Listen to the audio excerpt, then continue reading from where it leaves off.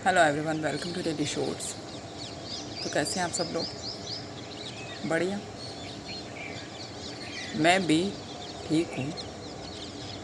अभी सुबह के शायद अब 6 बजने वाले हैं। चाँद दिख रहा है, हवा चल रही है, अच्छा मौसम हो रहा है।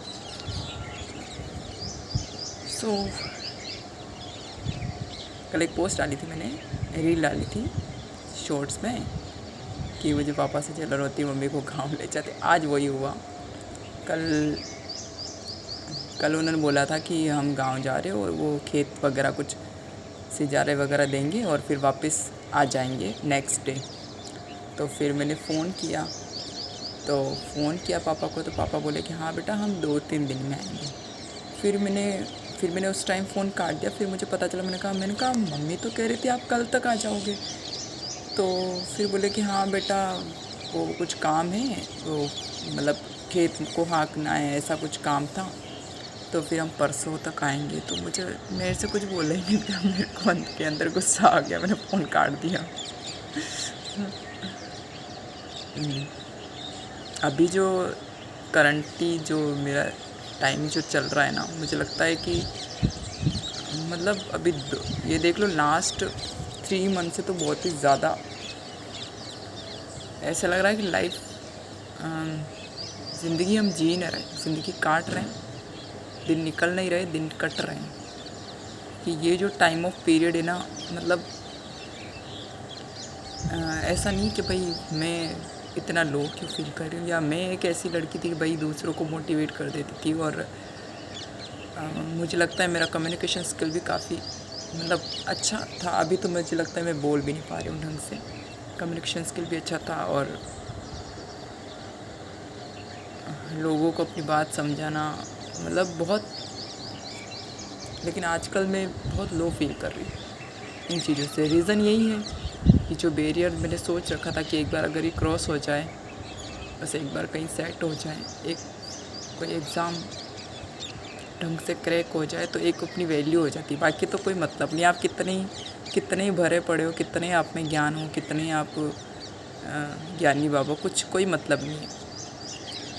और अभी इन दिनों तो ऐसा है ना कि पहले तो मैं फैमिली के साथ रहते थे, तो पहले सबसे ज़्यादा मेरी सिस्टर के साथ रहती थी। वो टाइम सबसे ज़्यादा अच्छा लगता है मुझे, जब हम साथ रहते। मैं आज भी याद करती हूँ, मिस करती हूँ इस चीज़ को। वो टाइम मुझे सबसे ज़्यादा बढ़िया लगता था कि उस टाइम कुछ भी होता था तो XYZ मैं उसे शेयर कर लेती थी और हम बहुत बातें करते, बहुत बातें। लेकिन अब तो ना दोस्त बचे ना बहन, वो उनके भी बच्चे मेन इनमें बिज़ी रहती कि अब हम ढंग से बात ही नहीं कर पाते। और आप ये मत सोचना कि भाई ये दुखड़ा रहा है, ऐसा कुछ नहीं है। बस मैं तो मेरा यूट्यूब चैनल है, मेरी मर्ज़ी है, तो मेरे मन हल्का कर रही हूँ। यहाँ कोई नहीं है मुझे जानने वाला, सब अदर जगह से ही है। और इतना कोई इंटरेस्ट भी नहीं लेता है। सिर्फ कोई एक जो लड़की है, लक्षिता, तो पता नहीं, वो अननोन है, फिर भी लगता है कि हाँ एक रिलेशन है, एक अपनेपन वाली फीलिंग है, अच्छा लगता है। तो वो मैं कुछ भी लिखी, कुछ भी, तो मतलब थोड़ी देर के लिए हाँ यार कोई तो है। और अभी जो मेरी इस करंट सिचुएशन चल रही, कैसे अब डर किस चीज़ का है वो भी बता देती हूँ। क्योंकि मैं अब मेरी एज भी काफ़ी हो गई है, 29 से अब हूँ, तो अभी तक 30 के पास जा रही हूँ। तो घर में एक ये टेंशन भी रहती है, एक फैमिली मैरिज का प्रेशर भी आ ही जाता है। सब कहते हैं कि यार तू टेंशन मत ले, तू पढ़, पर फिर भी आ जाता है, ना चाहते हुए भी आ जाता है। और दूसरा ये कि करियर का मेरा प्लान है कि भगवान जी कहीं ना कहीं पहले आप कहीं लगा दो, पहले कहीं वहाँ सेट हो जाए, फिर अगर ये चीज़ें हो तो ज़्यादा मेरे हिसाब से सही रहेगा। क्योंकि वो मेरे को शादी से पहले ही बहुत डर लगता है। ऐसा लगता है क्योंकि शादी मतलब जिम्मेदारियाँ ऐसे ही नहीं होती कि बस आपने कर ली और निभ जाएगी। नहीं यार, बहुत रिस्पॉन्सिबिलिटीज़ होती है। मेरा आसपास देखती हूँ मैं, मेरी फैमिली बहुत बड़ी है, तो मैंने बहुत सारी कपल्स को देखा हुआ है। तो अब उसके लिए नहीं सोचे तो भी टेंशन। तो जब मैं सोचती हूँ, फिर मैंने सोचना ही बंद कर दिया। मैंने कहा मारे यार, अपने सोचे हुए प्लान तो कभी सेट हुए ही नहीं।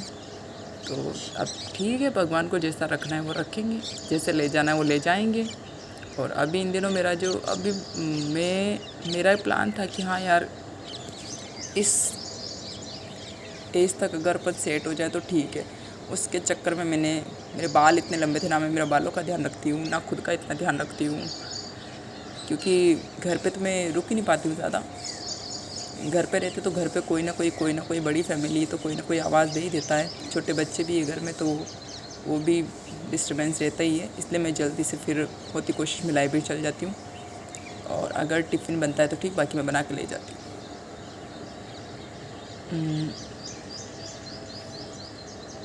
फिर वहाँ जाने के बाद वहाँ 6, साढ़े 6, 7 बजे तक पढ़ती हूँ।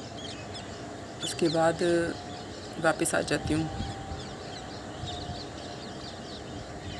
और अभी कल तो ऐसा हो गया था कि मुझे ऐसा लग रहा है कि अभी जैसे एग्ज़ाम आ ही रहे हैं, LDC का आ रहा है, वनपाल का आ रहा है, SI का आ रहा है, तो GK वगैरह मैंने पढ़ लिया, लेकिन अब मुझे थोड़ी मैथ्स और थोड़ा साइंस मेरे ही, फिर भी मुझे लग रहा है कि मुझे एक बार और पढ़ना चाहिए।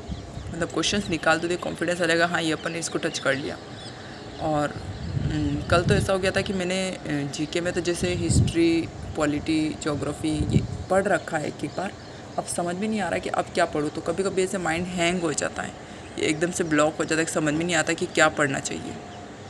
हो सकता है थक जाता है, इसलिए भी हो जाता होगा।